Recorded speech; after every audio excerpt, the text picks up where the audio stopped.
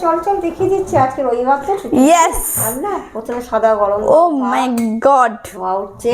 Heavy ব্যাপার স্যাপার তারপর কি হয়েছে তারপরে এখানে হয়েছে তো একটা ঢেঁড়স আলু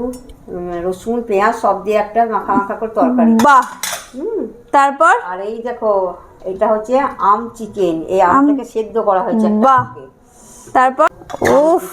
কালারটা তো হেভি এসছে এই দেখো খেতেও তো হেভি লাগবে তার মানে দারুণ হয়েছে ও পুরো জমে যাবে আহা দারুণ কি সুন্দর গন্ধ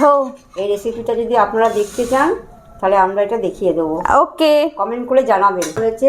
স্যালাড আছে স্যালাডে বাহ। শসা টমেটো পেঁয়াজ ও তারপর তারপরে এখানে একটা ঘরোয়া মিষ্টি তৈরি করা হয়েছে ও মিষ্টিটা দেখে তো পুরো হেভি ঘরোয়া লাগছে কি দিয়ে তৈরি এটা কি দিয়ে